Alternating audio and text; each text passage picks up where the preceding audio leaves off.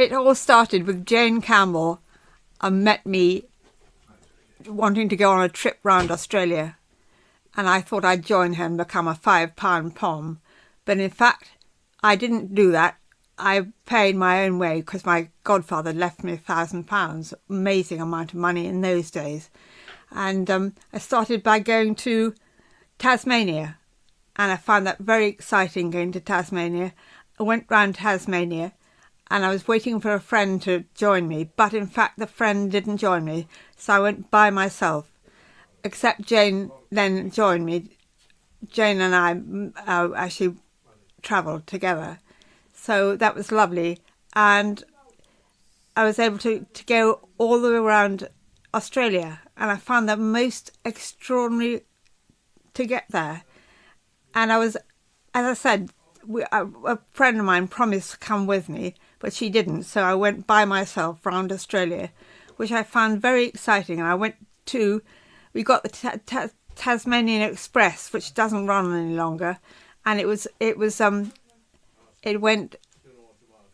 went from Adelaide right the way down through the Nullarbor Plain, in fact. And in fact, going through the Nullarbor Plain, you're just looking out the window. It's exactly the same one day to the next. We went for 3 days down the Nullarbor Plain, and it was a very exciting thing to do. But then I got to the end of it, to Catherine. And at Catherine, the man who I'd hitchhiked from was going far too fast. And I had the window open. And because it was very hot. And then he actually went into a tailspin and came off the road. And luckily, I had the window open, went out of the window, and landed on my head. And I'm not sure what happened, but obviously they took me to the hospital and stitched me up, and then left me back on the area. And I was hitchhiking then, and I went with the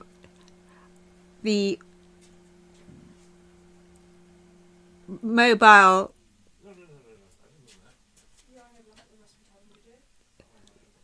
flying doctors, and I thought I'd go one way.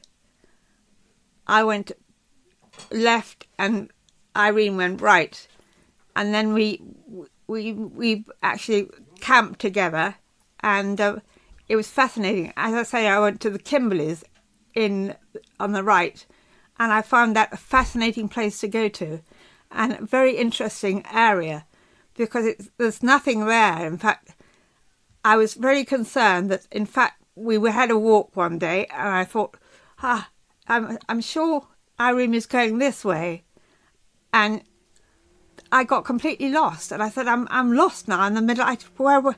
So I started again thinking, which way am I going to go? And then, would you believe, I suddenly saw Irene was hitchhiking as well, and she was hitchhiking in the same area I was. And I said to her, there's a friend of mine called Irene, can you stop the bus? And I wanted to rush off, which I did. And then we actually then finished our journey for a bit. But it was a very exciting journey, and I was very delighted to do it. And I met so many really interesting people, and you had to be careful. If you went one way, if a car slowed down to pick you up, you thought, is this going to be okay? And then she was thinking the same thing. And because the car pulled over and looked at us and then turned around, and I thought, I don't like that. So we didn't go with those people. So that was very lucky. But I was so lucky to actually get the chance to go the whole way around Australia. And suffering from MS, which is really annoying, I couldn't go now. It's just extraordinary. It worked so well that, in fact, before I had MS, I was able to climb mountains and do all these things, which I could never do now, the timing was just right, because I could do it at the time. I made so many friends going right the way round, and I was very, very grateful for that, because I couldn't do it now, because I still wobble a little bit. But I was trained in drama, and she did as well. So I was really enjoying my drama, and then I worked for the in Northern Australia. I worked for the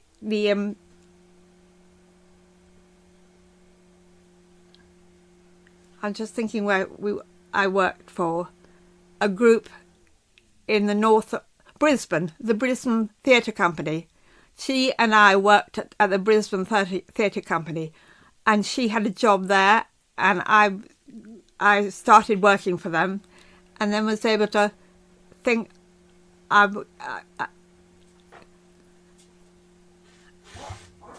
think this we could travel together. And then, would you believe, I was hitchhiking, and I suddenly saw somebody standing by the roadside, and I thought, that's Irene. This was at northern Iraq. Can you believe? Northern Australia. I was hitchhiking a place called Derby.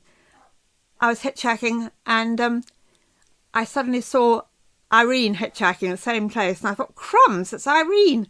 And so I said, please stop the bus. And the bus eventually did stop. And then we met up again and hitchhiked together from then on, because I thought, this is such an amazing thing to be able to do and work with Irene. And we went into a very small tent and went for about 6 months in this little tiny, 6 weeks in this little tiny tent, which was really great that we got there, and then hitchhiked again at the end. So it's delightful to find her, and I thought also I wanted to get home, because I didn't want to be too long, because my father wasn't that well, and I thought I must get back to see if he's okay. So we got another idea of going to the Arctic, and I thought, no, I don't want to go to the Arctic. I met up with friends again, and I said, I'd like to get back home. So in fact, then I saw this friend of mine wanted to go back home as well. So we went back home and flew together, and he was able to help me. As I say, I didn't have the multiple sclerosis that makes you shake and things, but I was so delighted to get home to see my father before he died, which he died a couple of weeks after I arrived, with my son Joseph, who'd just been born, and Joseph was able to bounce on his bed, so that was very exciting to get back so he could see his first grandchild. And it was great that, in fact, we managed to do that trip, which was so exciting. And I would just say to everybody who helped me during that time, thank you so much for helping me during the time, because it was a great adventure to be on. And thank you everybody who helped me, and I'm really grateful to all that did. And bless you all in God's name. Anyway, in God's name, take care of yourself. And thank you. Bye.